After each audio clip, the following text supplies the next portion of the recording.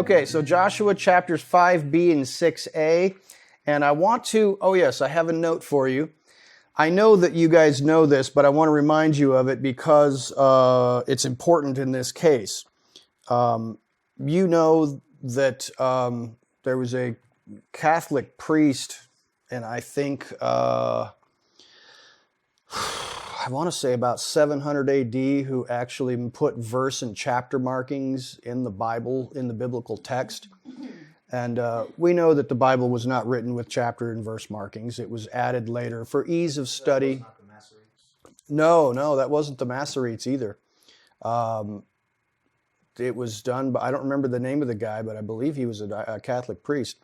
But yeah, they just put them in there so that you can make it easier to study. But I think that you all recognize there's only really one danger that I'm aware of with labeling and the Bible with chapters, and that is if you're a person who reads a chapter a day or you're studying a chapter, you may not get the connection between one chapter and the next because the continuity is broken. And that definitely happens here because at the end of chapter 5, it seems to say, that this angel with the sword in his hand appeared to Joshua and spoke a couple of words to him. And then we got verse 15 that says that he told him to take his shoes off, and he did so, and that's the end of the story.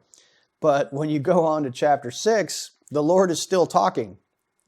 And it's an interesting thing here. But if you go by chapters, you're going to break that continuity, and you're not going to really get the full context of what's happening.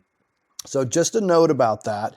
And now I want to start in Joshua chapter 5, verse 10, because this is where we left off last time. And we're going to go through all the way from 5:10 to the end of 6. And that'll give us a whole complete context for what's going on here. All right, so here we go. We're going to start here. While the sons of Israel camped at Gilgal, they observed the Passover on the evening of the 14th day of the month on the desert plains of Jericho. On the day after the Passover, on that very day, they ate some of the produce of the land, unleavened cakes and parched grain.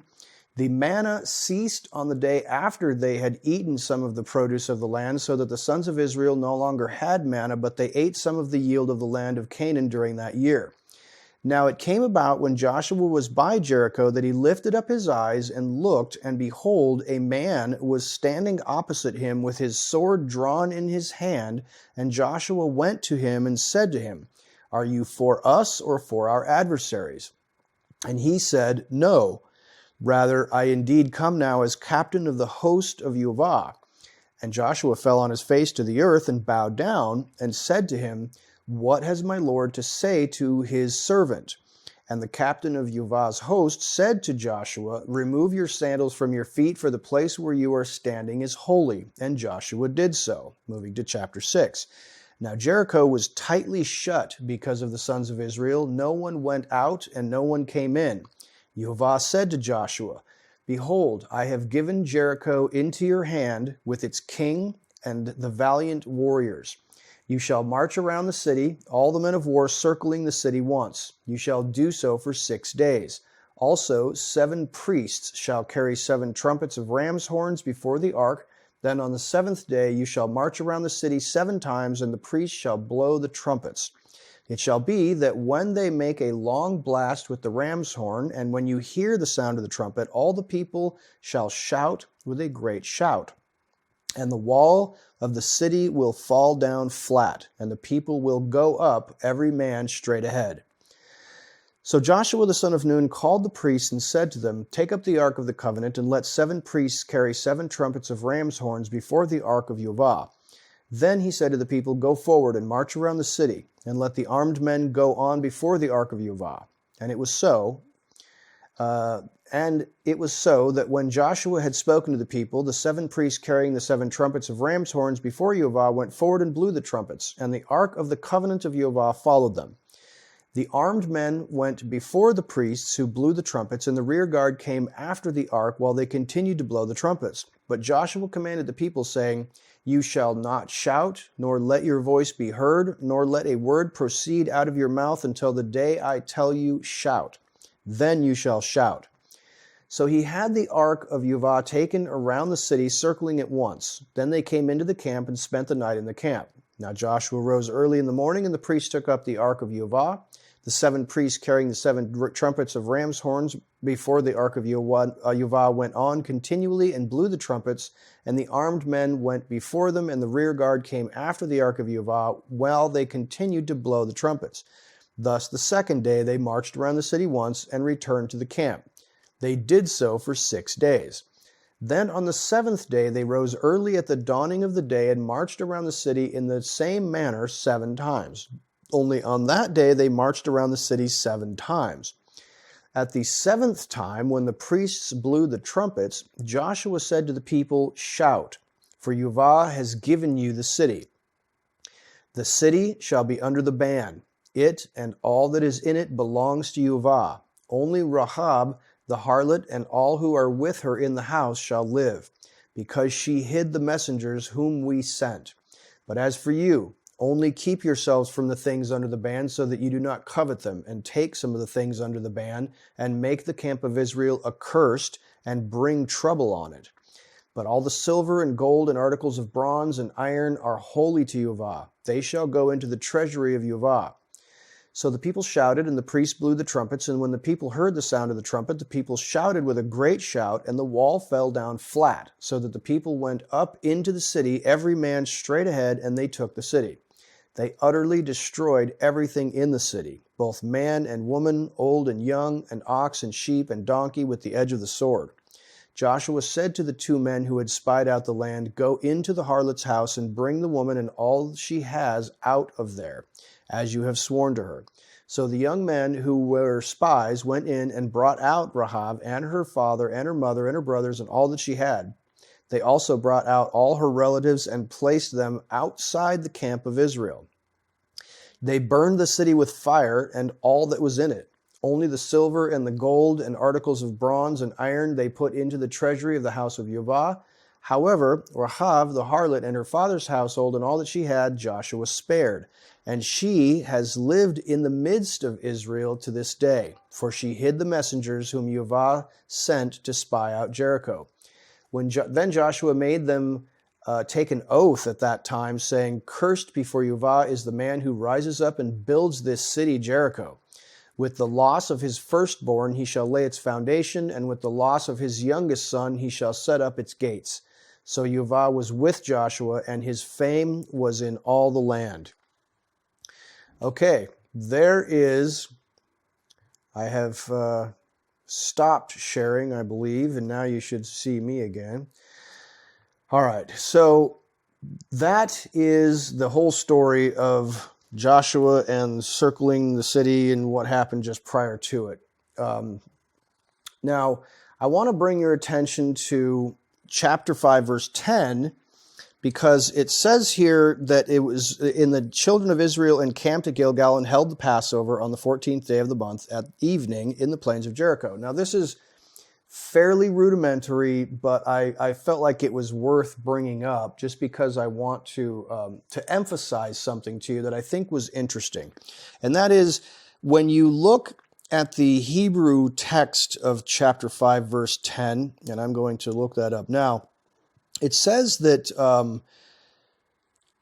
encamped vayechnu v'nei Yisrael babigal vaya'asu, encamped the children of Israel in Gilgal and kept HaPesach, kept the Passover.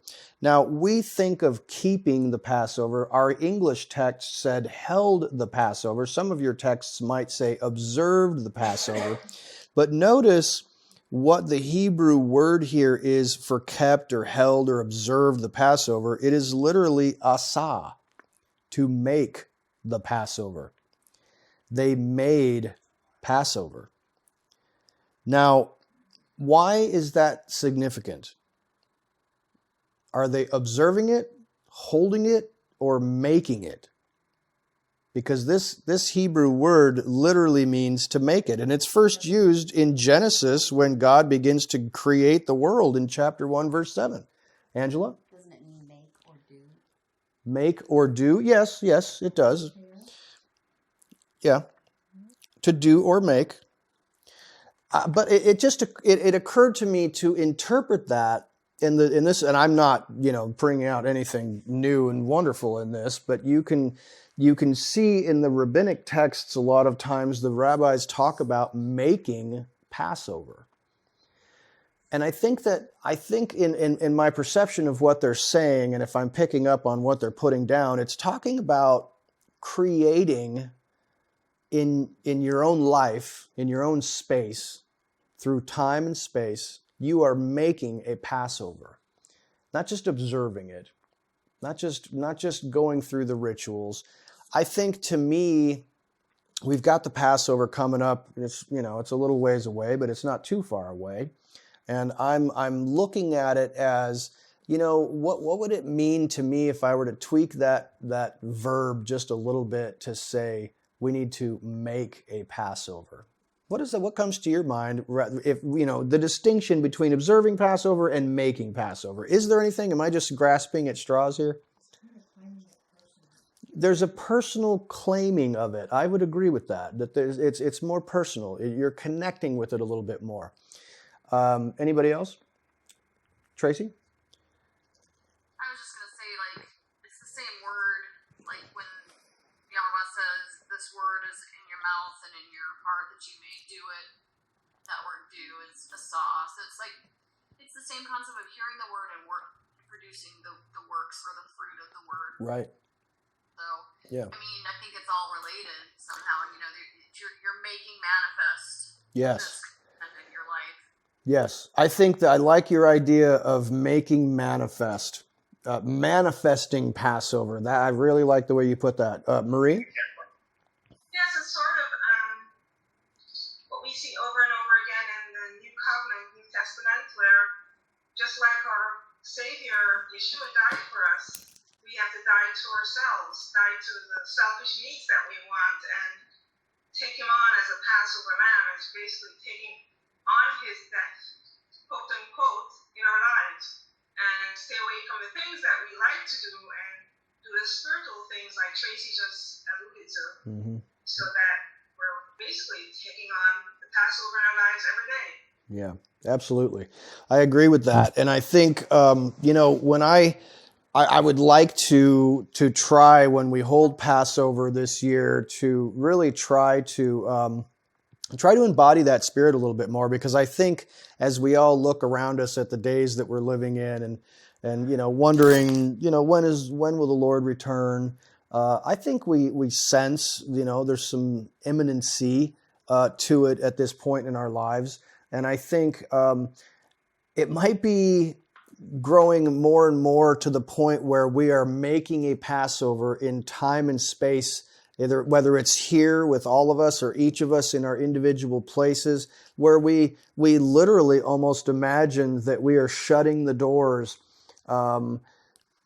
It brings to my attention this passage that the boys and I were studying this week in Isaiah chapter 26. I think it's Isaiah 26. It's 25 or 26, where it says, "Come, my people, go inside and shut your doors and let the indignation overpass." I know you've heard that passage before. I asked the kids, have you ever heard that kind of language before? It only took them a second. They were like, yeah, that sounds like the Passover. I said, yes, that's exactly what it sounds like. And I think that prophecy in Isaiah chapter 26 is talking about an end time period where his indignation is running rampant around the world, punishing his enemies. And he tells his people, go inside and shut your doors. And that, to me, might make this coming Passover even more significant as we close out the outside world. And we might even imagine in our minds, more so as we go on, thinking about observing Passover and thinking, yeah, there's chaos and lots of weird stuff going on in the world, but we're protected in our fellowship, in our homes, as the The indignation is passing over. So it was just an interesting idea that I was looking at this and saw, that you could interpret this word as making a Passover. So they made a Passover. They created a space in time and place for themselves, because frankly, for these people in this story, the indignation of Yehovah is just about to pass over. And there is a preservation for the people of Israel in their encampment at Gilgal, but death and destruction is coming for the city of Jericho. Yes, so that's something to keep in mind. Now, I want to bring your attention to one little note in chapter 5, verse 11. They ate of the old grain, or the old corn, your text might say. We talked previously about how the manna stopped, so that now they are going to be eating of the grain of the land and no longer eating manna. Now there's two things here. In verse 12, it talks about the manna ceasing on the day after they had eaten of the old grain. Now this might be inconsequential, or it might not be, but it occurred to me, where did they get this grain? Left over from where? The last time they were farming, I assume. No. They haven't farmed. They've been wandering in the wilderness. Where their enemies have been. Well, the Jericho people must have had some grain somewhere. Well, that's what I'm looking at. Is you notice in verse 1 of chapter. They're all dead now. Well, in verse 1 of chapter 6, it says that Jericho was shut in. Nobody's going in or out of Jericho. Now, if you look at you can even see this in medieval towns, let alone in ancient times, that the city of Jericho is surrounded by, if it's like a lot of ancient city-states that you can find in the Middle East, just outside the city gates is that huge market area where they set up like an open air market, just outside the city gates for maybe a couple of football fields in size. I mean, this is apparently a fairly sizable city. And then outside in the perimeter, you would see crops and fields and people raising animals. Those people are not living in the city. You can't do agriculture in the city, obviously. So when Jericho goes on lockdown, the people who own the crops and the fields and the farms and everything outside of Jericho, they flee to the city and they leave all their stuff behind them. So it is likely that the Israelites have actually come upon all of these farms, and probably we know that it's the Passover time, so that's the time of the time of ripened grain is rapidly approaching. The time of barley is right now when they're about to attack Jericho. The grain of wheat will come in a little bit later at Shavuot, but there's very likely barley fields that are either close to ripe or fully ripe, but there's also grain stored up from the previous year. And I think that's what it's telling us, is that they found probably big silos of grain that were left over from the previous year, because this year's crop of barley has not yet been harvested. So they're taking possession of the goods of the people who lived in and around Jericho. This is before the year of Jubilee ever started, isn't it? That's a great question. Gracie has asked, is this, when is the year of the Jubilee going to start in this cycle? That's a great question. I don't... It's a really good time for the first time. Yeah, that's a great question. It makes me wonder. I mean, they've been wandering in the wilderness for 40 years. Now, did they start the 50-year cycle at the Passover when they left Egypt? I don't see why not. However, they won't have much. But it's interesting that you asked that question, because if you've been wandering in the wilderness for 40 years, how many years do you have left before the Jubilee is going to come? 10 more years. Okay, so they've got 10 years to go into the land of Canaan, conquer some enemies, get possession of some land. So they'll be establishing that land, the ownership of that land, dividing that land up among the tribes, right about the time that first Jubilee cycle is going to inaugurate. I thought it was interesting that, or at least if I'm reading it right, it occurred to me that this is how it's going to be in the year of Jubilee. You're going to be eating what was left over before. You don't have to plant for that year because God is providing it through what's going to come up. If you have a garden and you don't plant in it for a year, some of the stuff's still going to come back from the previous years. Mm-hmm. Well, the Jubilee year, they had to have 2 years where they were not farming. Right. Because they didn't, in the 7th year, the 49th year, Right. the 50th year, right? Right. So 2 years of not, so they had to have enough from the 48th year. Right. Yeah. Yeah. So I know you guys can't hear that terribly well. They're just talking about how that in the Jubilee cycle, the 49th year and the 50th year is you'll be eating the stuff that's left over from that. So that's certainly interesting. But you know, it also occurred to me in thinking about that on that one day, you're going to have grain that you've captured from your enemies and manna. Now, it occurred to me a couple of questions. You've got manna and you've got old grain. What are you going to eat? Can you mix them? Why not? It's just a question that occurred to me. I don't know why you couldn't, but I would say, it just crossed my mind. You've got old grain and manna from heaven. Do you want to mix those in one meal? Are you going to feel a little weird deciding, you know what? I imagine that they've already been in trouble because one time they said, man, we're sick of this manna. We don't have anything but this manna. Now that, why they would be eating the old grain at all if they had the manna. well, that's a great question. Yeah. Why would they be eating the grain at all if they had the manna? Well, Exactly. Why would we eat the old grain? why would we eat the old grain if we had the manna? Well, they've been eating manna for 40 years. They might be tired of it, but they probably don't want to say anything because they got in trouble the last time they said, all we have is this manna. That probably wouldn't have gone over well. Tracy? Well, it says the manna on the morrow of the Passover, unleavened bread. So it's like they ate that old grain. Is that saying like the manna ceased on that first day of unleavened bread? Because they wouldn't have, that would have been a Sabbath day, so it probably wouldn't have shown up in the field. Well, it says in verse 11 that they ate of the old grain of the land on the morrow after the Passover. So that would have been the first day of unleavened bread. And then the manna ceased on the morrow, the day after that?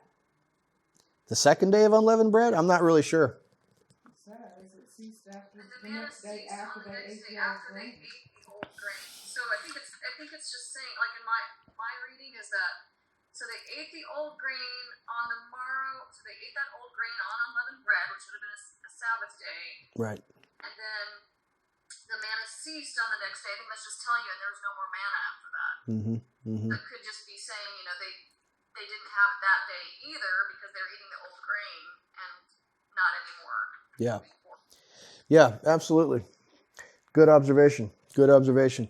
Yeah, it just made me wonder if there was if they had access to both and, what are you going to do? I mean, are you going to decide which one you want? Does anybody actually eat grain? Don't they grind grain and make it into bread or make it into other things that are edible? Well, yeah, it says in the text here that they ate unleavened loaves and roasted grain. So I think eating raw grains would not be good. It would be like eating rocks. But It just doesn't make sense. yeah, roasted grain is definitely better. Kendra? Mine says ears of corn, roasted ears of corn. Yeah.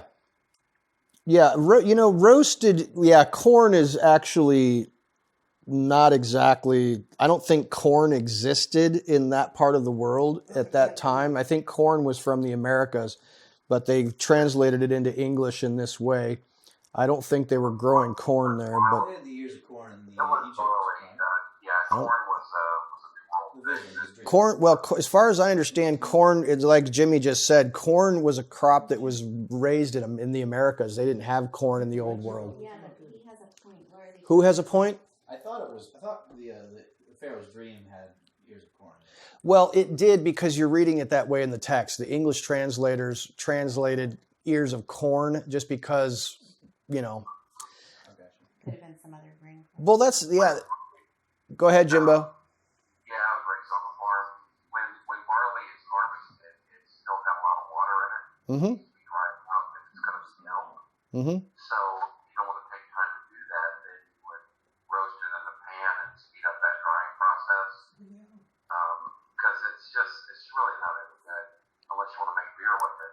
Yeah. When it's still, fully just harvested and full of water. Right. Yeah. Now, if you look at the Hebrew word abur, it just means produce or yield of a crop. So it's not specific to what type of crop. I just assume, because of my history background in college, when I was studying in history, they told us that grain, crops in the old world was, spelt and wheat and barley, but that in the Americas is where they grew corn, and it didn't look really hardly anything like the corn that we have in America now. It was much smaller and sometimes multicolored, like you've seen what they call Indian corn. That's your typical stuff that was grown in the Americas. But as far as my understanding was, they didn't really have corn in the ancient Near East. But I digress. It was just interesting to me to look at the timing of how that came out. Now, looking at verse 13, we have that Joshua lifted up his eyes. Now, I want to take a look at this, because this is very, very interesting. This is where Joshua comes into contact with this man with the drawn sword. Now, interesting thing to do. If you have an electronic Bible and you're using it now, I want you to do something with me, because this is quite fascinating. Whatever your text says, I think that this is verse 13, chapter 5, verse 13. My text says, he lifted up his eyes. Now, your text may be saying something slightly different if you have a different translation. But then if you go to the search function and you just type that phrase, he lifted up his eyes, and you search, I've got 24 verses that popped up where this phrase is used. Okay, now the first time, and just to note some of the instances that this phrase is used is quite fascinating.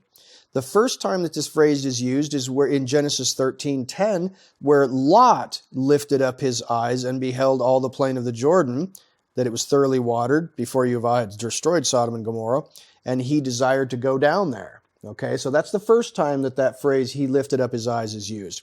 The next time is Genesis 18. And he lifted up his eyes and saw, and behold, 3 men standing near him. This is when Abraham, just approximately according to the telling, 3 days after Abraham has been circumcised. This is the verse that I think you want to pay really close attention to, because the similarities between what's happening in our chapter and what's happening in Genesis 18 is remarkably similar. Abraham has been circumcised 3 days prior to this, and he lifts up his eyes in the heat of the day, and he's hanging out in the tent door, and he sees 3 men.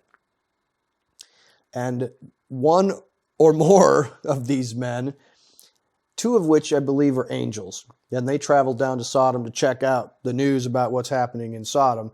The third is the one who continues to have this conversation with Abraham, and Abraham starts having this conversation with Yehovah, whereas before it said there were 3 men. This is exactly the same situation we have going on here with Joshua. Now, if looking on a little bit further, this Genesis 22, on the 3rd day Abraham lifted up his eyes and saw the place from afar. This is when he is traveling with his son to sacrifice him on Mount Moriah. Looking at the next one, Genesis 24, Isaac lifted up his eyes in the fields in the evening and saw his bride coming. This is when his bride, who is being brought back by Eliezer, is being brought back. And Jacob lifted up his eyes in Genesis 33:1, and behold, Esau was coming, and with him 400 men. Okay. Then in Genesis 33, he lifted up his eyes and saw the women and the children. This is part of the same thing. And he said, who are these? This is Esau talking about Jacob and all of his children. Do you see, I'm not suggesting to you that there's a pattern here, but there very well might be. If you look at all of these instances where you see he lifted up his eyes. It's just a fascinating passage. It just seems to me that every one of these instances that you look at where this phrase is used is a powerful section of Scripture which is highly prophetic and highly significant to the narrative. And I think especially when you compare the chapter that we're reading to the second instance in Genesis 18:2, you see some very interesting connections. And I just wanted to bring that to your attention if you weren't aware of that functionality in your electronic Bible. But that's one of the things that I like to do when I see an interesting phrase. And it just occurred to me to do that, and I just found these amazing little connections to all these little passages. So, having said that, when you look at this, Joshua lifted up his eyes and sees a man who turns out to be a rather special manifestation of Yehovah. I don't know that it's actually an angel. I don't believe that it is. I think it's some type of a physical manifestation of Yehovah himself, the captain of Yehovah's army. Many Christians would probably say this is a pre-incarnate Messiah, which is certainly possible. It's certainly possible. The difference would be they usually say angel of the Lord. Is that? Yes. He presents himself very specifically. Yes, and absolutely. So Nathan is absolutely right. This guy, this man, is identified in a very specific way. You will see in the Scriptures, what is that, the Hebrew word Malach? Malach, messenger. Malach is messenger, right? I think I'm right about that. I could be wrong. Well, what's the Hebrew word for messenger? Isn't it? It's Malach. Yeah, I thought so. It's very, very similar to Melech. So Malachi means my messenger. There you go. Okay, so Malach is messenger. Now, that could be, that when you see that term used in your Bible, that could be a heavenly messenger, or it could be just an emissary of the king. It could be a human messenger. Angel, I assume, many times in the Hebrew. Yes. Okay, so that's how it is often translated. And the translators do the best job they can to determine whether this is a human messenger that the text is dealing with or an angelic messenger. And if they believe that it's an angelic messenger, then they'll say it's an angel. So it's either translated as messenger if it's a human, or angel if the translators believe it's a heavenly messenger. But then, what's that? Well, yeah, we haven't gotten there yet. We haven't gotten there yet. So I'm just bringing out the point that when you see an angel in the text, that's the Hebrew word you're looking at. Now, Nathan brought up Melech ha-Yehovah, the messenger of Yehovah. That is a different type of thing. This is the messenger of Yehovah is one who often speaks for God, speaks in the first person as though he is God. But that's not the case here. The word messenger is not really used here at all. It's just a man, just like we saw in Genesis 18:22. But this man is the captain of the hosts of Yehovah. I believe because of the break in the text, you kind of missed this, but that conversation continues in chapter 6, verse 2, where Yehovah continues to speak to him. And it's very weird and transitory, just like it is in Genesis 18, where suddenly Abraham is talking to these three men, and the next thing you know, he's talking to Yehovah. I think it's the same type of a thing where I don't know how to fully characterize this individual. Is this Yehovah? Is Yehovah the messenger of Yehovah's host? This is a weird kind of thing where this is a mysterious thing, and I don't know that you're going to be able to totally figure it out and identify exactly what it is. But it's very, very interesting. And note,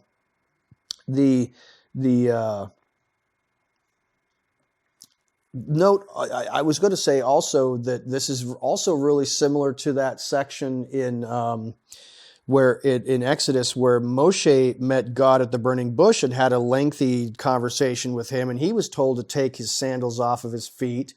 I think that this might be the same person. Whoever this person is that's meeting with Joshua might be the same person.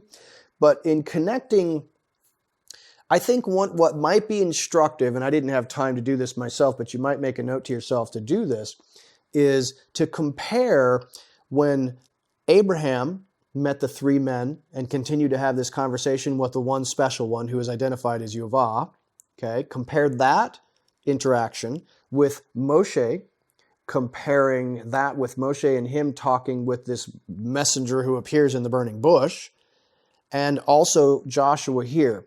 Now, one thing that I just noted in passing was that when Abraham met with his messenger, he was highly respectful, but also willing to negotiate with God. If you'll recall, he was like negotiating with God regarding how many righteous might be found in Sodom. So he is saying, well, what if there's only this many? What if there's only that many? What if there's only 5? So he's willing to actually negotiate with God in the first instance. Almost seems disrespectful. It almost seemed disrespectful, but it was. But it must have been okay to the Lord. It certainly seemed okay to the Lord. I think maybe. He was looking for an advocate. Yeah, and I think you're right. I think that when we talked about that in our study previously, I think we kind of hit on the idea that the Lord was pleased with Abraham for being an advocate on behalf of the Sodomites. That he was somebody was getting in between judgment and the Sodomites and saying, yeah, but what if there's only a handful of them? I think God was pleased with that.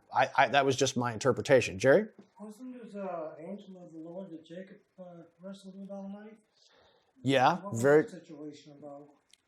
Yeah, that's in Genesis 32, I think. That's another. Yeah, very interesting. Balaam and the donkey, when Yeah, he opened his eyes, it was the same guy. right. Probably might Well, that's one of the things that one of the passages that we did in the search. I didn't quite get to it, but one of the next ones coming up is when Balaam actually lifted up his eyes, and he says, "Behold, I see." I mean, there's so many amazing passages with that. Was that an angel with a sword drawn? Yeah. The angel with the sword drawn interfering with Balaam's travels, but it's also when Balaam gives his final prophecy. When he says, I see, behold, not now, but in the future, a star coming out of Jacob. He lifts up his eyes in that passage as well.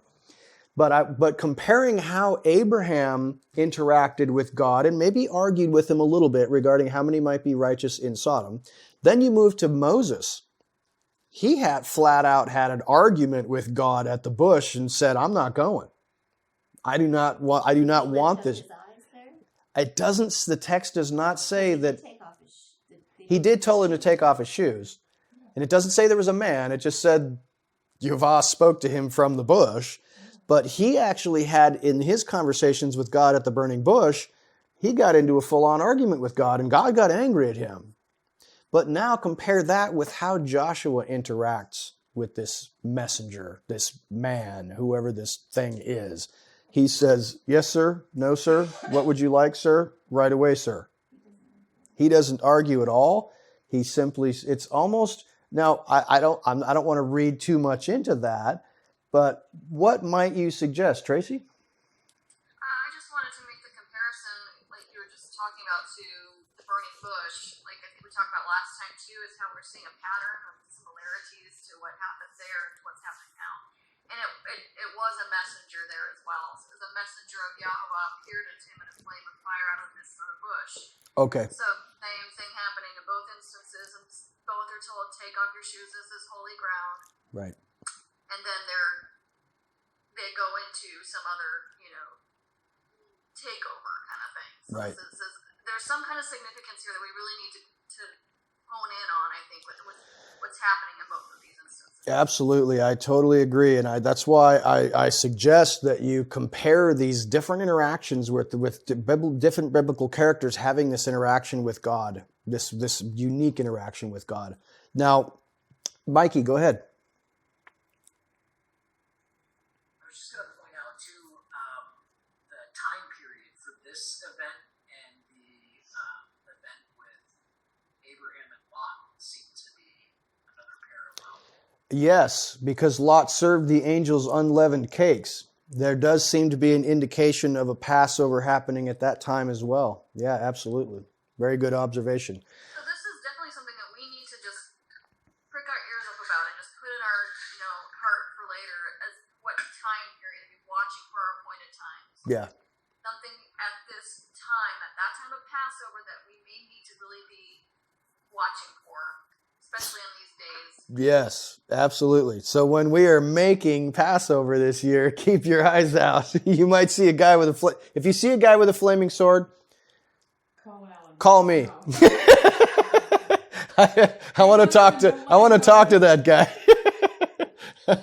Anyway, no, but looking at these three interactions, especially between Abraham and Moses and Joshua, you see Abraham slightly arguing with God, but I think that it finds favor with God. You've got Moses, who is the most humble man on the planet and a great emissary of God, one of only two covenant, that's the word that I'm looking for, mediator, one of only two covenant mediators, but he argued with God and almost got in trouble.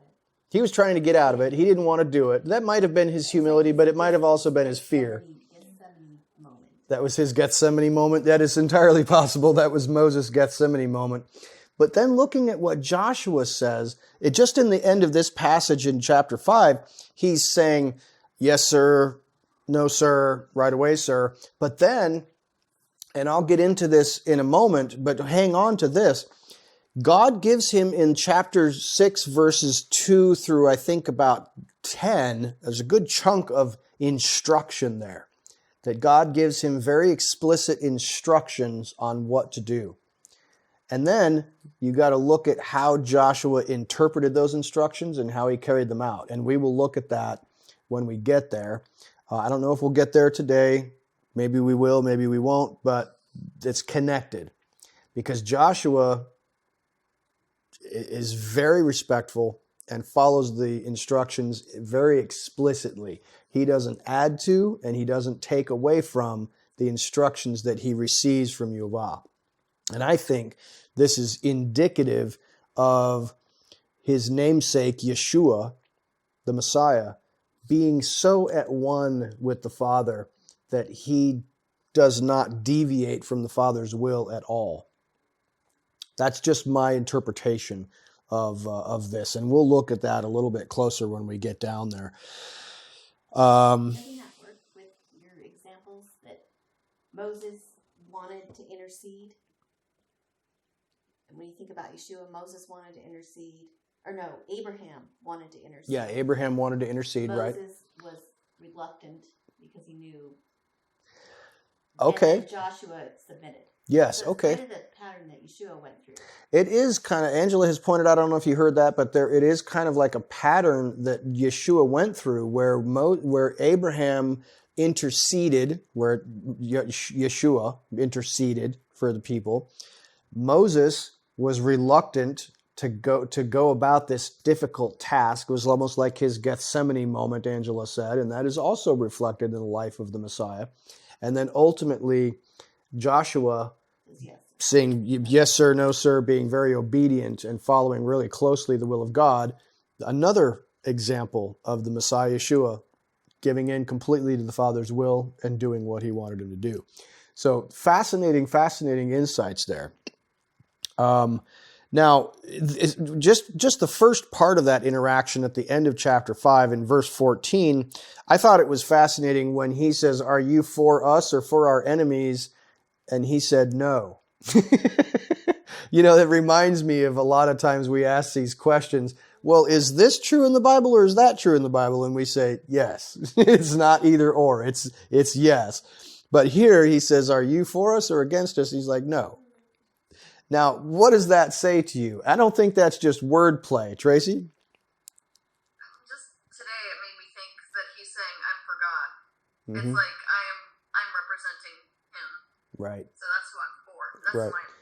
Yeah, no, that's a good thought. And what I thought about was, my interpretation was God doesn't take sides. He's not on anybody's side. Today, he's fighting against these people, helping those people. You might see that as a side, but you know what? Later on, he's going to be on their side and against you because you were unfaithful and you're going to get beat up by your enemies. So in that situation, he's going to be on their side. He's an entity that is unto himself, and he is not taking sides one against the other. Jimmy? That's your second great point of the night. My second great point. Hey, I've had more than 2. I'm just kidding. I'm just joking. Who?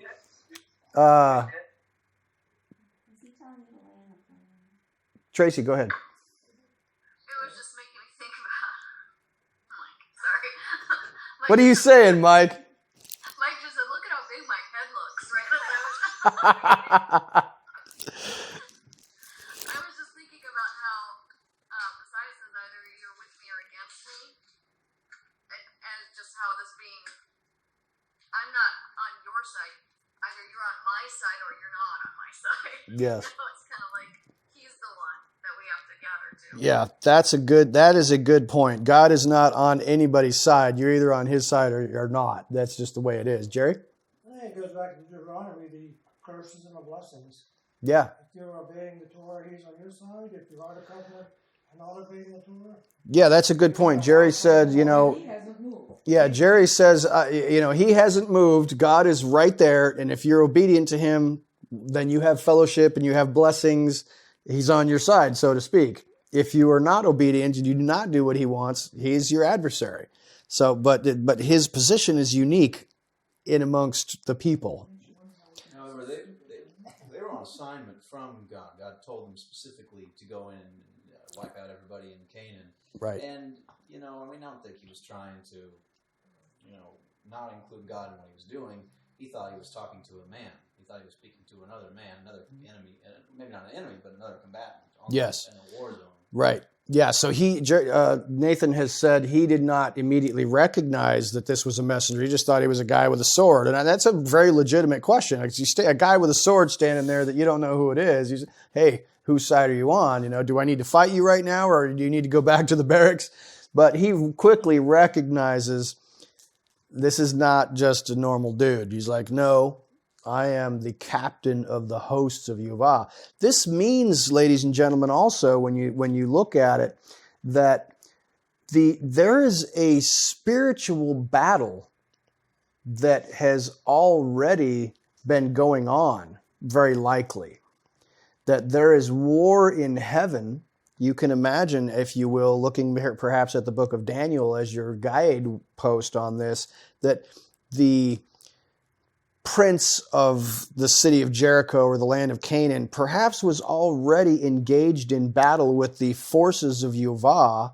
The forces of YHVH are there in the spiritual realm. Remember, Elisha was saying to, I don't remember if it was his servant Gehazi, I don't remember who that was, but he's like, God, open his eyes so that he can see the host of heaven. Okay, so I think the hosts of heaven are on the scene, and they have just defeated the gods, the angels, the messengers of the Canaanites, and that battle is over. He's probably completed his battle, and he's saying, I've already defeated the enemy. All you have to do is go in and mop up. That's my assumption. Jimbo?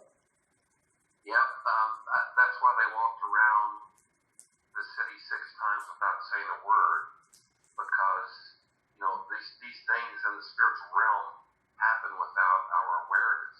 Yeah. And so they were mum as they did their thing. They blew their shofars, which have a spiritual element to their warfare. Yes. And we're joining with the heavenly host, silently, allowing the atheists to say there is no God. Yeah. For 6 days. And then, okay, the time's coming at the end of this age, at the end of the 6,000 years of world history, where there's going to be no doubt. Right. But this thing's already been resolved, and now we're just kind of finished. Absolutely. Good insight. Good insight. I want to ask you, I don't know if we've really talked about this when Moses met God at the burning bush, but why does God require that they take off their shoes? What is the significance of this? Jerry? It seems to be every place in the Bible, wherever God's at, is holy. Yeah. So why taking off the shoes? Because I don't know. Why Christ washed the disciples' feet? You can't ask me another question, Jerry. Oh. You can't answer my question with another question. I'm just kidding. It's interesting That's that the Jewish way. That's the Jewish way. No, you're right. remember that in the description of Jesus in they say that their feet are this and that, but they do not say if he was wearing any shoes. He was wearing a robe, yes. He was having some. Like when the lady's washing his feet with her hair and such. I'm not talking about that. I'm talking about the Revelation description of Jesus. Oh, the Revelation description of Jesus. Yes. Yeah, like they are describing different parts of the body. They're describing his robe, but there is no, his belt, his legs. Yeah. Yes. What was your name? Remind me of her name again. Elena has brought up an interesting observation. I don't know if you could hear that. She says when you're seeing in the opening chapters of the book of the Revelation where Yeshua is described in rather interesting detail with girder and robe and flaming fire and burnished bronze and his legs, they never describe his feet. No, they describe his feet. They describe his feet, but no shoes. No shoes are described. And does he have a sword? Yeah, I believe. Oh, there's a sword coming out of his mouth, I believe. Tracy? I actually like what Jerry, I think it was Jerry saying about the gospel, the washing of the feet, because the feet are carrying the gospel. And when you think about the armor of God, you'll see all this Christian stuff that has Roman armor, which is not the armor of God. Right. But when you think about comparing it to the breastplate of the high priest, we talked about this before, that the armor seems to be more in line with what the high priest is wearing, and if so, what do the priests have on their feet? Nothing. So there's this same connection to, I think, what the priests are wearing, and to what if there's nothing between you and me, kind of thing. It's like you are naked in a way, and you're carrying this word. It has to do with that gospel.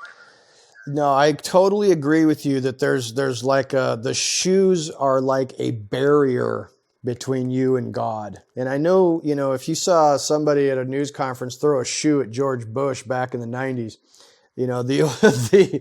those people in that part of the world, I mean, if you're sitting like this and you're showing the bottom of your shoe to those people in that part of the world, they're highly offended because they do not, the bottom of the shoe, that is a very insulting thing.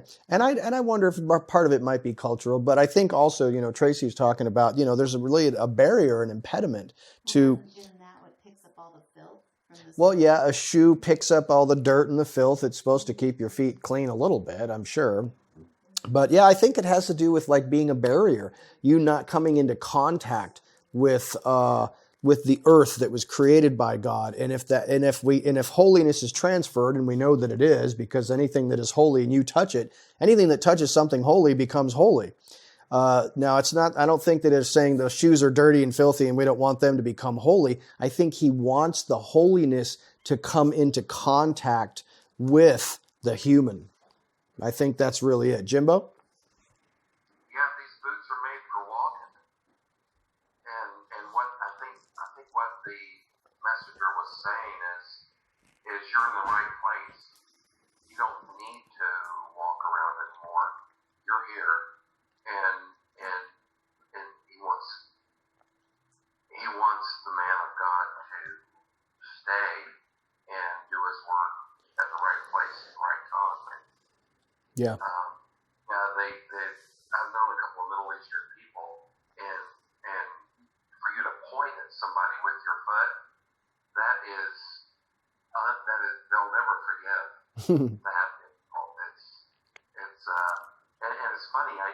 One guy he would spend $300 on, very, I would say, tailored shoes. What do you call a shoemaker or a cobbler? Bespoke. And they had little points on them. They were Persian shoes, and he was on top of the world when he wore those shoes. He was so proud of them, and to wash a person's foot is the ultimate.